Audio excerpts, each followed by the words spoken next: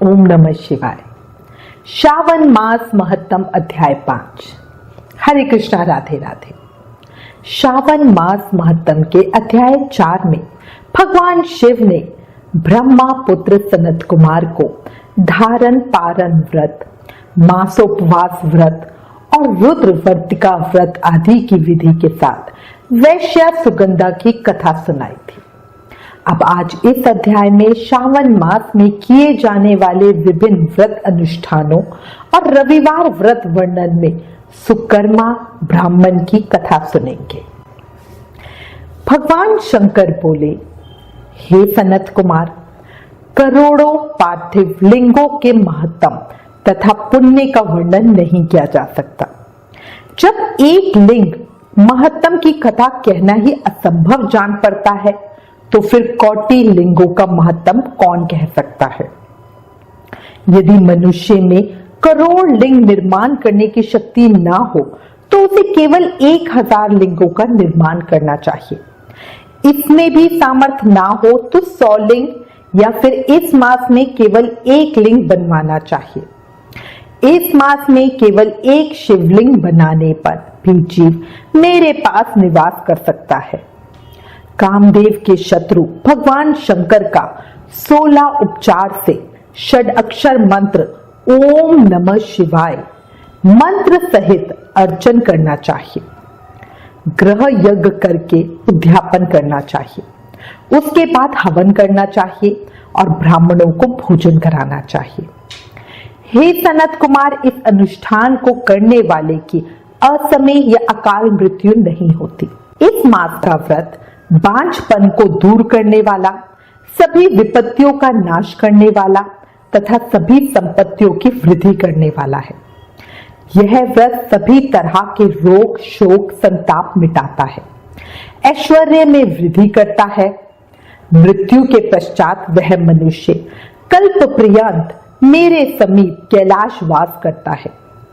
जो मनुष्य श्रावण मास में पंचामृत से शिव जी का अभिषेक करता है वह सदा पंचामृत का पान करने वाला, गोधन से संपन्न, अत्यंत मधुर भाषण करने वाला तथा त्रिपुर के शत्रु भगवान शिव को प्रिय होता है।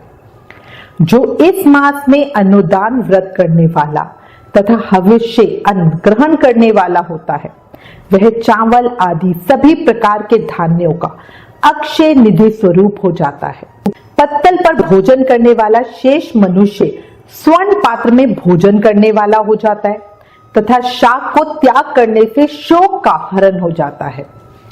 श्रावण मास में केवल भूमि पर सोने वाला कैलाश में निवास प्राप्त करता है।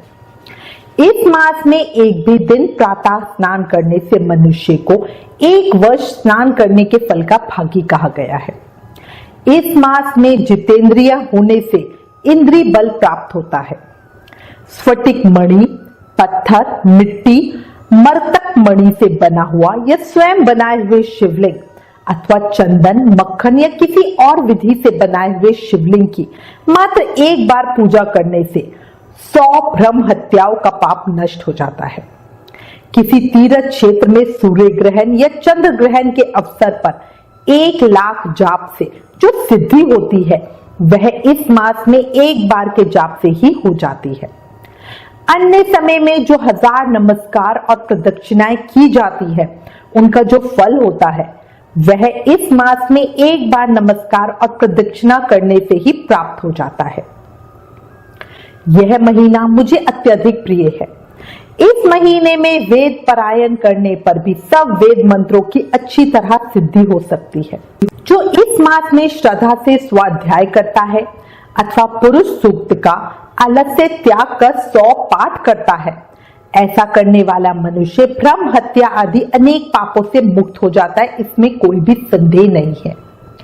हे सनत कुमार, गुरु पत्नी के साथ संसर्ग जन्य पाप के लिए यही महान प्रायश्चित है। इसके समान पुण्यप्रद, पवित्र तथा पाप नाशक कुछ भी नहीं है। पुरुष सूक्त के जाप के बिना इस मास में एक भी दिन व्यतीत नहीं करना चाहिए। जो मनुष्य इस फल को अर्थवाद कहता है वह नरकगामी होता है। इस महीने में समिधा, चारू, तिल और घी से ग्रह यज्ञ होम करना चाहिए। शिव के रूपों का भली भांति ध्यान आदि करके धूप, गंध, पुष्प, नैवेद्य आदि से पूजन करना चाहिए और अपने सामर्थ्य के अनुसार कोटि होम, लक्ष होम अथवा 10 सहस्त्र होम करना चाहिए। व्याहतियों ओम भूर, ओम भुवः, ओम स्वः के साथ तिलों के द्वारा भी यह ग्रह यज्ञ नामक होम किया जाता है। हे सनत कुमार, इसके बाद अब मैं वारों के व्रतों का वर्णन करूंगा, आप सुनिए। हे अनग, उनमें सर्वप्रथम मैं आपको रविवार का व्रत बताऊंगा। इस संबंध में लोग एक प्राचीन इतिहास को कहते हैं। प्रतिष्ठानपुर में सुकर्मा नामक एक दरिद्र ब्राह्मण रहता था। वह भिक्षा से ही अपना गुजारा चलाता था। एक बार वह भिक्षा मांगने के लिए घूमते घूमते नगर में गया।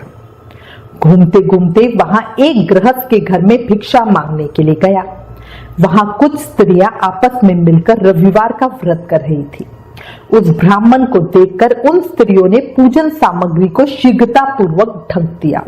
इस पर वह ब्राह्मण उन स्त्रियों से बोला, हे शेष स्त्रियों, आप सबने इस व्रत को क्यों छुपा लिया है?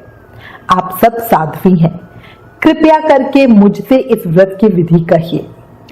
समदृष्टि रखने वाले सज्जनों का तो उपकार ही स्वार्थ है, क्योंकि परोपकार जैसा दूसरा धर्म तीनों लोकों में नहीं है।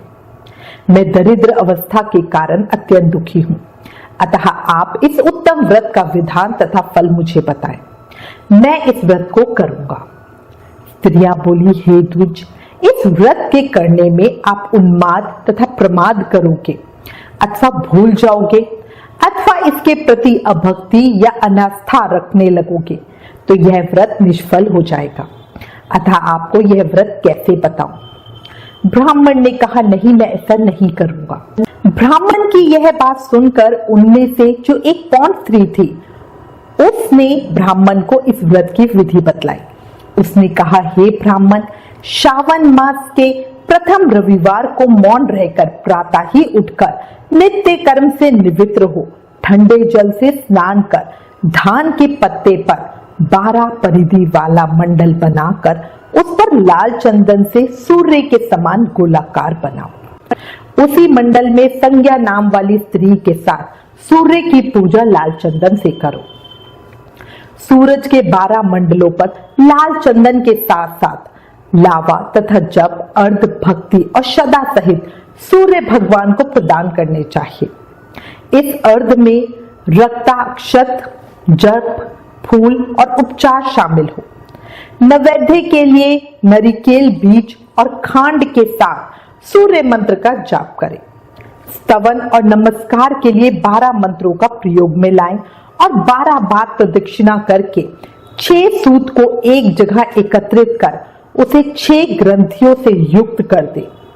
उसे शिव भगवान को समर्पित कर गले में बांध ले। 12 फलों वाला सूत्र विद्वान ब्राह्मण को दान कर दे। इस व्रत की विधि को किसी के सामने नहीं सुनाना चाहिए। हे विप्र, इस विधि से व्रत किए जाने पर धनहीन व्यक्ति धन प्राप्त करता है, पुत्रहीन पुत्र प्राप्त करता है, कोढ़ी कोढ़ से मुक्त हो जाता है, बंधन में पड़ा व्यक्ति बंधन से छूट जाता है, रोगी व्यक्ति रोग से मुक्त हो जाता है। हे विपेंद्र, अधिक कहने से क्या प्रयोजन? साधक जिस जिस अभिष्ट की कामना करता है वह इस व्रत के प्रभाव से उसे मिल जाता है। इस प्रकार श्रावण के 4 रविवारों और कभी कभी 5 रविवार में इस व्रत को करना चाहिए। इसके बाद व्रत की संपूर्णता के लिए उद्यापन करना चाहिए। हे विपेंद्र, आप भी इसी प्रकार करें, इससे आपकी सभी मनोकामनाओं की सिद्धि हो जाएगी। उसके बाद उन पतिव्रताओं को नमस्कार करके वह ब्राह्मण अपने घर आ गया। उसने जैसा सुना था उसी विधि से उस संपूर्ण व्रत को किया और अपनी दोनों पुत्रियों को भी यह विधि सुनाई। उस व्रत विधि के श्रवण मास से ही ब्राह्मण की दोनों कन्याएं अति रूपवान हो गई। लक्ष्मी देवी भी अब उस ब्राह्मण के घर में आकर वास करने लगे। इस प्रकार वह दीन ही ब्राह्मण कुबेर के तुल्य धनवान बन गया।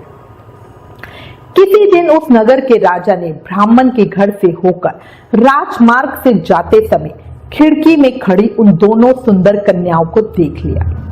रूप की खान उन दोनों बहनों को देखकर वह देखता ही रह गया। तीनों लोकों में कमल, चंद्रमा आदि जो भी सुंदर वस्तुएं हैं, उन्हें वे दोनों कन्याएं अपने शरीर के अवयवों से तिरस्कृत कर रही थी। उन्हें देखकर राजा मोहित हो गए और क्षण भर के लिए वहीं खड़े हो गए। ब्राह्मण को शीघ्र बुलाकर उन्होंने दोनों कन्याओं को मांग लिया। तब उस ब्राह्मण ने भी हर्षित होकर दोनों कन्याएं राजा को प्रदान कर दी। उस राजा को पति रूप में प्राप्त करके वे कन्याएं भी प्रसन्न हो गई। वे स्वयं इस व्रत को करने लगी और पुत्र पौत्र आदि से संपन्न हो गई। शिव बोले, हे सनत कुमार, इस कथा के श्रवण मात्र से ही सारी मनोकामनाएं पूरी हो जाती हैं। यदि ऐसे व्रत को अनुष्ठान और विधि पूर्वक संपन्न किया जाए तो प्राणी को इहलोक और परलोक में एक सुख मिलता है, अंत में वह मोक्ष पाता है।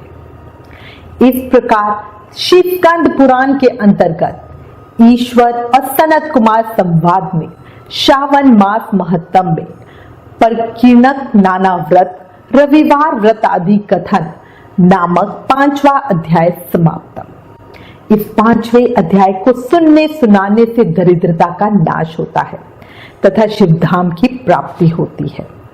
जोर से जयकारा लगाएं और बोले, ओम नमः शिवाय। जय शिव शंभू।